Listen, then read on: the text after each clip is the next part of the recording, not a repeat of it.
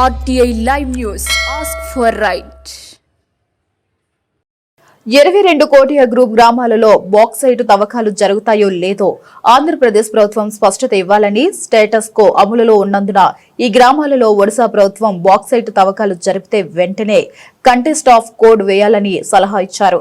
అప్పట్లో వివాదాస్పద ఆంధ్ర ఒడిశా సరిహద్దు గ్రామాల సమస్యలపై మాజీ ముఖ్యమంత్రి వైఎస్ జగన్మోహన్ రెడ్డి అప్పటి ఒడిశా రాష్ట్ర ముఖ్యమంత్రి నవీన్ పట్నాయక్ తో చర్చలు జరిపిన సంఘటన గుర్తు చేశారు. కోటియ వివాదాస్పద గ్రామాల గిరిజనుల ఆంధ్రప్రదేశ్లోనే ఉంటామని అంటున్నారు.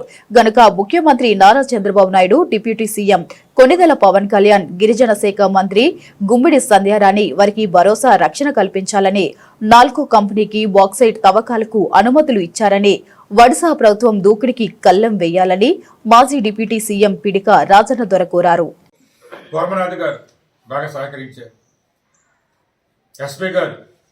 దీపక్ పటేల్ గారు బాగా సహకరించారు.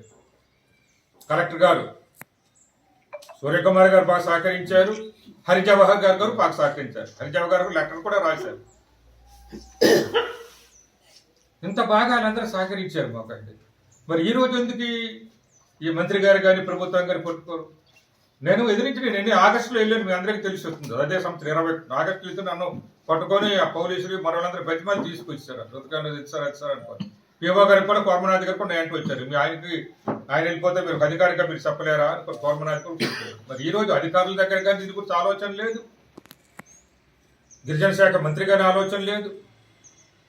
అది రెవెన్యూ సమస్య కాదు. రెవెన్యూ శాఖ మంత్రి గారు దీని గురించి ఆలోచించడం లేదు. ఫైనల్ అథారిటీ ముఖ్యమంత్రి గారు కాబట్టి ముఖ్యమంత్రి చంద్రబాబు నాయుడు ఆలోచించడం లేదు. అంటే గిరిజనులు గిరిలకి వదిలేస్తారా? గిరిలకి కొండలకి వదిలేస్తారా?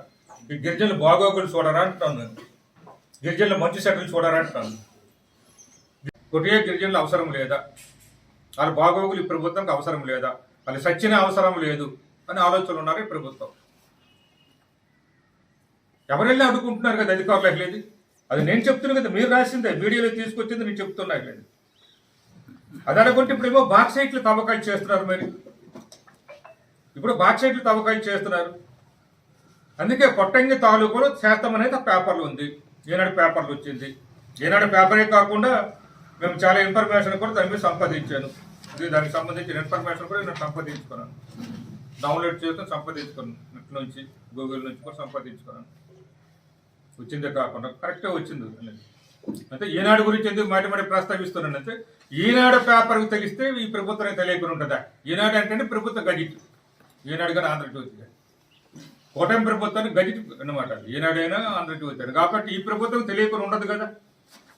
ఈ కూటమి ప్రభుత్వం కానీ, ఈ గిరిజన శాఖ మంత్రికి కానీ, ముఖ్యమంత్రికి కానీ, రెవెన్యూ శాఖ మంత్రికి కానీ, గనుల శాఖ మంత్రికి కానీ, ఇది గనులకు సంబంధించి కూడా చెప్తున్నాను, తెలియకుండా ఉంటుందా?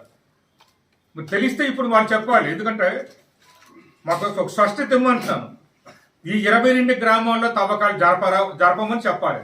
అప్పుడు గిరిజనులు కొద్దిగా ఆందోళన తగ్గుతుంది. ఏవైతే మన కొద్దిగా గ్రూప్ ఆఫ్ గ్రామాలు ఉన్నావో ఈ 22 గ్రామాలు, మన సాలూరు మండలం ఉన్న గ్రామాల్లో మేము తవ్వము, బాక్సైట్ తవ్వము అని చెప్తే సంతోషిస్తారు. హామీ ఇవ్వాలి. గిరిజన శాఖ మంత్రి గారు హామీ ఇవ్వాలి. అంతకుముందు వెళ్తే హామీ ఇవ్వలేదు. ముఖ్యమంత్రి గారు హామీ ఇవ్వాలి. రెవెన్యూ శాఖ మంత్రి గారు హామీ ఇవ్వాలి. గనుల శాఖ మంత్రి గారు హామీ ఇవ్వాలి. జిల్లా కలెక్టర్ గారు హామీ ఇవ్వాలి. ఎస్పీ గారు హామీ ఇవ్వాలి. ఐటీడీ పిఓ గారు హామీ ఇవ్వాలి.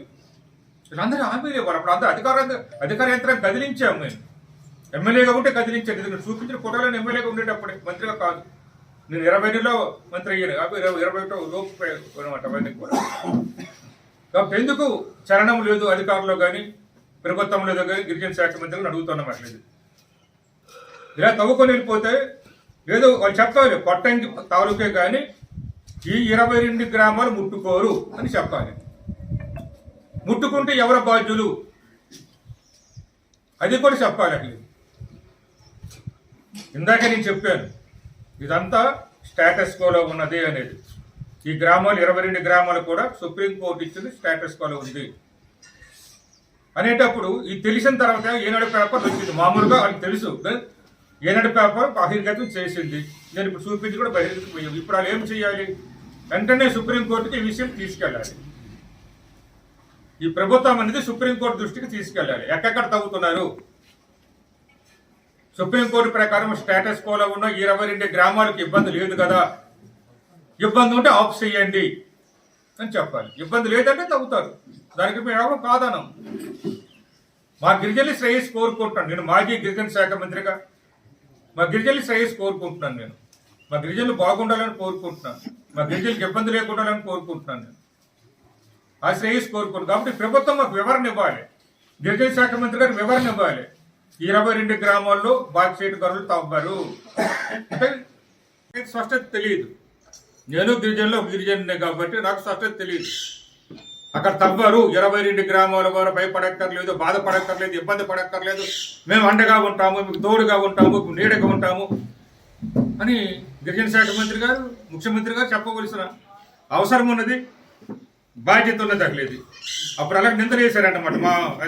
మీరు ఇప్పుడు మీరు ప్రభుత్వం వచ్చింది, కనీసం మాట్లాడడానికి మీరు వెళ్ళారని అడుగుతాను. ఇంతవరకు మీరు మాట్లాడడానికి వెళ్ళలేదు కదా, ఆ ప్రభుత్వంతో మాట్లాడలేదు కదా. ఆ రోజు మా పరిస్థితి ఏమిటంటే మాది వైసీపీ ప్రభుత్వం, అంత వైఎస్ఆర్ కాంగ్రెస్ ప్రభుత్వం ఆంధ్రలో ఉన్నది, ఒరిస్సాలో ఉన్నది బీజేడీ ప్రభుత్వం, ఒరిస్సాలో ఉన్నది బీజేడీ ప్రభుత్వం, మరి అక్కడ కేంద్రంలో ఉన్నది ఈ కూటమి ప్రభుత్వం. అయితే మూడు వేరు అనమాట, ఒకదానికి ఒక సంబంధం లేదు మూడింటికి కూడా. కానీ ఈరోజు ముగ్గురు ఒకటే. ఒరిస్సాలో ఉంది కూటమి ప్రభుత్వమే, ఒరిస్సాలో ఉంది కూటమి ప్రభుత్వమే, ఆంధ్రలో ఉంది కూటమి ప్రభుత్వమే, కేంద్రంలో ఉంది కూటమి ప్రభుత్వమే. 3 చోట్ల కూడా ఒకే ప్రభుత్వం కాబట్టి ఈజీగా సమస్య పరిష్కరించుకోవచ్చు. ముగ్గురు ఒకటే కదా, 3 in 1. ముగ్గురు ఒకటే కదా. ఆంధ్రలో కూటమి ప్రభుత్వమే, ఒరిస్సాలో కూటమి ప్రభుత్వమే, కేంద్రంలో కూటమి ప్రభుత్వమే. ఒరిస్సాలో బీజేపీ ప్రభుత్వం అయినప్పుడు కూడా కూటమి ప్రభుత్వంగానే భావిస్తున్నారు అక్కడ. కానీ 3 చోట్ల కూడా ఒకే రకమైన ప్రభుత్వం ఉంది. డబుల్ ఇంజిన్ సర్కార్ అంటే త్రిబుల్ ఇంజిన్ సర్కార్ తీసుకోండి. ఇప్పుడు డబుల్ ఇంజిన్ సర్కార్ అన్న మరి త్రిబుల్ ఇంజిన్ సర్కార్, ఒరిస్సా కూడా కలుపుకొని త్రిబుల్ ఇంజిన్ సర్కార్ తీసుకొని ఈ గిరిజనులకు భయాందోళన నుంచి రక్షించండి. మాటికి ఒరిస్సా అధికారులు పెత్తనము, ఆ మంత్రుల నుంచి భయపెట్టడము, ఆ పోలీసుల నుంచి అరెస్ట్ చేస్తామని అప్పుడు ఇచ్చే నోటీసులు ఇప్పుడు కూడా అది ఉన్నాయి, సమన్స్ కానీ ఇవన్నీ అది ఉన్నాయి. అటు నుంచి రక్షించమని చెప్తున్నాం మేము. అసలేదు మేము రిక్వెస్ట్ చేస్తున్నాం ఈ ప్రభుత్వానికి. లేనప్పుడు పెద్ద ఆందోళన చేయవలసి ఉంటుంది. అసలేదు జిల్లాలో ఆందోళన కార్యక్రమాలు గతంలో చూపించాను కదా ఫోటోలు మీకు. సూర్యకుమార్ గారు కరెక్ట్గా ఉండేటప్పుడు మా వాళ్ళందరూ ఆందోళన చెంది అక్కడికి వెళ్తే మీరు ఒరిస్సాను బాగా వ్యతిరేకించారు, మీరే మా హీరోలు, మీరే మాకు మార్గదర్శకులు ఎలాగే చెప్పారు మాట. పోలీస్ అధికారులున్నా మరి ఐఏఎస్ అధికారులు కూడా. కానీ నాకు సన్మానం చేశారు. సన్మానం చేసిన వరకు బీసీ కూడా ఉన్నాడు అప్పుడు ఇల్లు వాళ్ళు.